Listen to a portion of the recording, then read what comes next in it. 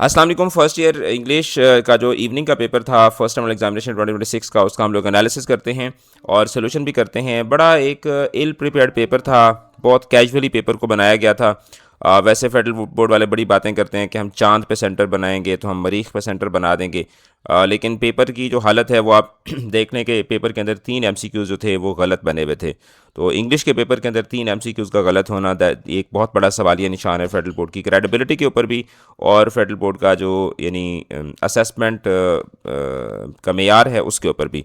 तो चलें पेपर की तरफ चलते हैं। पहला सवाल है कि लेट्स गो फॉर, इसका करेक्ट ऑप्शन बनेगा let's go for a swim in the sea. ठीक है, फिर उसके बाद हम आगे चलते हैं। The senate will be voting on 3 bills tomorrow. तो सेनेट यहाँ पर एक कलेक्टिव नाउन है। Have they ever helped you, तो एवर यहाँ पे क्या है, एडवर्ब ऑफ फ्रीक्वेंसी है। एवरीबडी इंजॉयज क्रिकेट मैचेस, तो एवरीबडी यहाँ पर क्या है, एवरीबडी बेसिकली एक इंडेफिनिट प्रोनाउन है। She hurt herself while jumping on the bed, तो यहाँ पर हर सेल्फ जो है क्या है, ये बेसिकली एक रिफ्लेक्सिव प्रोनाउन है। और मॉर्निंग में ये इसी क्वेश्चन के अंदर क्या किया हुआ था, उन्होंने ब्लंडर किया हुआ था। She was working in her vegetable garden, तो यहाँ पर वेजिटेबल जो है वो गार्डन के लिए एक एडजेक्टिव है। फिर उसके बाद सीइंग इज़ बिलीविंग, तो यहाँ पर सीइंग और बिलीविंग जो है वो दोनों वर्बल नाउन्स हैं, यानी कि दोनों जेरेंट्स के तौर पर इस्तेमाल हो रहे हैं। उसके बाद क्वेश्चन नंबर 8 में चलते हैं। Although she was tired she finished her homework, तो ये एक कॉम्प्लेक्स सेंटेंस है। क्वेश्चन नंबर 9 की तरफ चलते हैं। The students discuss the topic after the class ended, अब इसमें जो आफ्टर द क्लास एंडेड है ये बेसिकली एक एडवर्ब क्लॉज है, क्योंकि देखें कि आफ्टर जो है ये कोऑर्डिनेटिंग सबऑर्डिनेटिंग कंजंक्शन है, और उसके बाद क्लास इसमें सब्जेक्ट है और एंडेड इसमें क्या है, वर्ब है। तो ये बेसिकली एक क्लॉज बनती है। ऑप्शंस के अंदर एडवर्ब क्लॉज का ऑप्शन ही नहीं था। ऑप्शंस के अंदर एडवर्ब फ्रेज थी, एडजेक्टिव फ्रेज थी, नाउन फ्रेज थी और वर्ब फ्रेज थी। तो इसका जो क्लोजेस्ट यानी कि मीनिंग बनता है, यानी क्लोजेस्ट करेक्ट ऑप्शन बनता है वो एडवर्ब फ्रेज का बनता है, लेकिन ये एडवर्ब फ्रेज है नहीं, ये एक एडवर्ब क्लॉज है।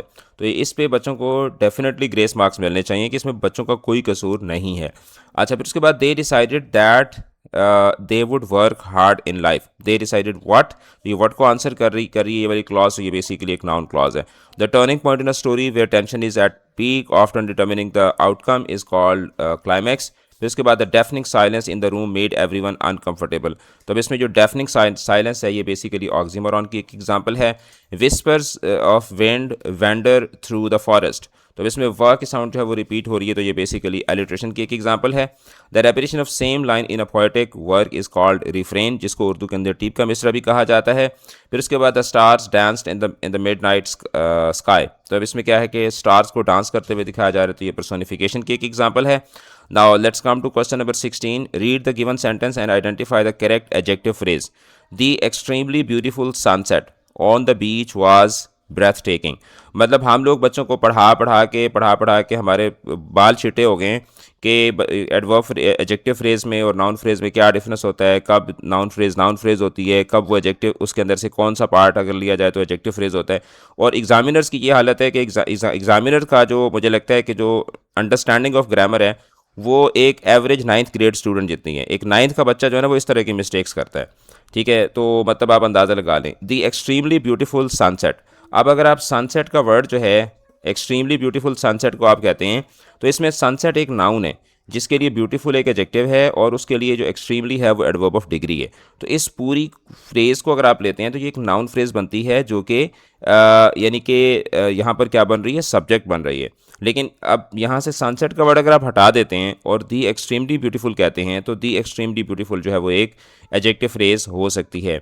तो अब यहाँ पर grammatically the correct possible option is noun phrase. ठीक है, द करेक्ट पॉसिबल ऑप्शन जो यहाँ पर होना चाहिए, लेकिन यह है कि इसका चूंकि करेक्ट ऑप्शन जो है वो गिवन ही नहीं है, तो इसके ऊपर भी बच्चों को ग्रेस मार्क्स जो है वो मिलने चाहिए। ठीक है, बच्चों का हक बनता है ना, देखिए पेपर आपने गलत बनाया है, उसका जो खमियाजा है वो बच्चे क्यों भुगतें।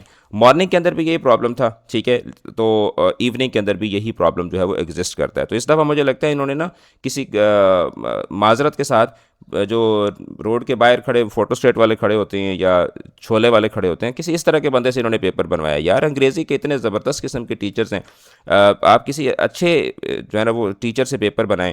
मैं आप लोगों को अगली दफ़ा से मुफ्त पेपर बना दिया करूँगा। ठीक है, वैसे तो मैं कोई काम मुफ्त नहीं करता, लेकिन यह है कि फेडरल बोर्ड वालों आपको पेपर मैं मुफ्त बना दिया करूँगा। ठीक है, कम अज़ कम यह है कि पेपर बनाने के लिए तो कम अज़ कम कोई बंदा रख लें। ठीक है, तो मतलब क्या आप लोगों के इतने आप लोग वो हो गए हैं कि आप लोग एक टीचर ऐसा नहीं रख सकते कि जो पेपर आपको सही तरीके से बना के दे दे। Pick the synonym of the word rational. तो रैशनल का जो करेक्ट ऑप्शन है वो जस्टिफिकेशन बनता है। The word opposite in meaning for the word obnoxious. तो ऑब्नॉक्शियस का मतलब होता है ऑफेंसिव, अनप्लेजेंट, अनोइंग, तो उसका फिर जो करेक्ट ऑप्शन बनेगा वो एग्रीएबल बनेगा। Now choose the option with correct spellings. तो इसमें टेरेस्ट्रियल, ये आपकी जो डार्कलिंग थ्रश है उसके अंदर से ये एक वर्ड, जो वर्ड था स्पेलिंग के लिए उन्होंने दिया हुआ था। उसके बाद लास्ट एमसीक्यू की तरफ आते हैं, तो जाते जाते भी फेडरल बोर्ड वालों ने ब्लडर मार दी है। If you had invested the money wisely you would not be happy now. अब हम सबको पता है कि जो थर्ड कंडीशनल सेंटेंस होता है उसमें इफ़ क्लॉज के अंदर जो है वो had plus third form of verb होती है, यानी कि पास्ट परफेक्ट टेंस होता है।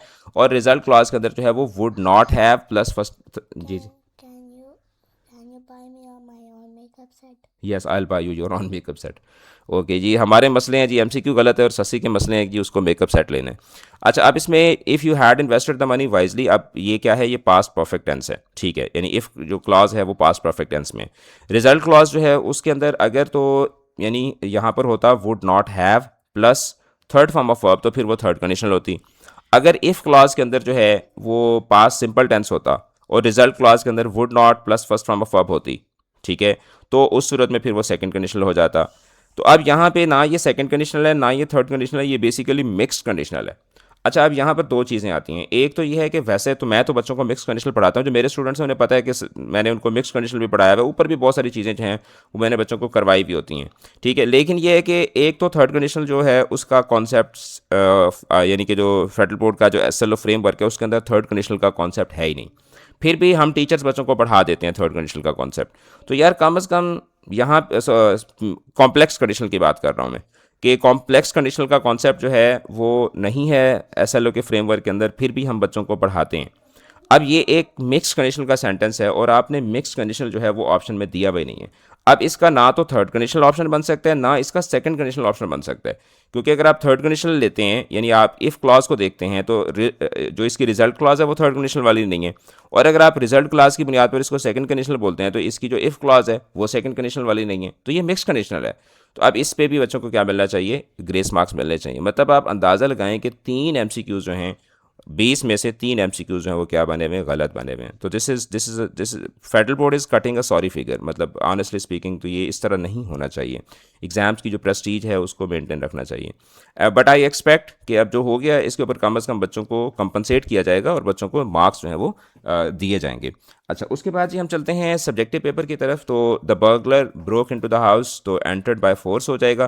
कॉल अप का मतलब होता है रिकलेक्ट, याद करना।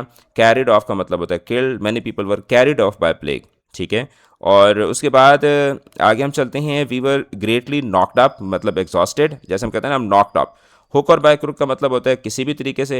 एंड फ्लैश एंड ब्लड जो है वो ह्यूमन नेचर को बोलते हैं। This is more than flash and blood, this is more than flash and blood can endure, कि यार जो इंसान जो है वो इससे ज़्यादा इंसान बर्दाश्त नहीं कर सकता। The police came to the scene in the nick of time, यानी एट द राइट टाइम। और फिर उसके बाद एट सिक्सेज एंड सेवन्स का मतलब होता है इन कन्फ्यूजन, इन डिसऑर्डर, केओस की सिचुएशन में होना। नरेशन काफ़ी ईजी थी, ईद से रिलेटेड थी। I am so excited for Eid, he exclaimed, तो he exclaimed that he was very excited for Eid. फिर उसके बाद I been preparing for weeks and food smells incredible, he said that he had been preparing for weeks and that the food smelled incredible. अगर यहाँ पर आपने that skip भी कर दिया तो कोई मसले वाली बात नहीं है। फिर उसके बाद my family is coming over and will celebrate all night, he added that his family was coming over and यहाँ पर भी अगर आपने दैट को स्किप कर दिया and they would celebrate all night तो फिर भी ठीक है। फिर उसके बाद will have traditional games and music too, he further said that they would have traditional games and music too. और उसके बाद अगर आप चाहें तो यहाँ पर रुक सकते हैं और कह सकते हैं कि he further added that it was going to be a blast, या आप बेशक इसको इकट्ठा कर लें and that it was going to be a blast, तो ऑल द वे क्या हो जाएगा, ये ठीक हो जाएगा। पंचुएशन की तरफ चलते हैं, तो पंचुएशन जो है बड़ी काफ़ी ईजी सी दी हुई थी। Forgive me said the bearded man in a weak voice when he saw that King Edward was awake। तो इसमें एक तो forgive me जो है ये क्या आ जाएगा, चूंकि एक रिपोर्टेड क्लॉज है तो इन्वर्टेड कॉमास में आ जाएगा। फिर उसके बाद ये चूंकि इन्वर्टेड रिपोर्टेड क्लॉज है, यानी रिपोर्टेड क्लॉज जो है वो रिपोर्टिंग क्लॉज से पहले आ रही है, तो यहाँ पर कॉमा आ जाएगा। said the bearded man in a weak voice when he saw that King Edward, तो किंग का के भी बड़ा हो जाएगा और एडवर्ड का ई भी क्या हो जाएगा, बड़ा हो जाएगा। was awake के बाद क्या आ जाएगा, फुल स्टॉप आ जाएगा। अच्छा, अब इसमें टेक्निकली होता ये है कि 8 मिस्टेक्स गिवन होती हैं और 8 में से आप 4 ठीक करते हैं, सॉरी 8 की 8 आप ठीक करते हैं तो आपको उस पर 4 नंबर मिलते हैं। मैं इसमें ढूंढता रहा, मैंने इसमें मतलब ग्लासेस लगा के भी देखा है, मैंने इसको जो है ना वो बाहर छत पे ले जा के भी देखा है, अंधेरे में भी देखा है, रोशनी में भी देखा है कि मुझे इसमें कोई 8वीं मिस्टेक जो है वो नज़र आ जाए। तो मुझे इसमें कोई 8 मिस्टेक्स नज़र नहीं आई, मुझे इसमें सिर्फ 7 ही मिस्टेक्स नज़र आई हैं, 1 2 3 4 5 6 और 7।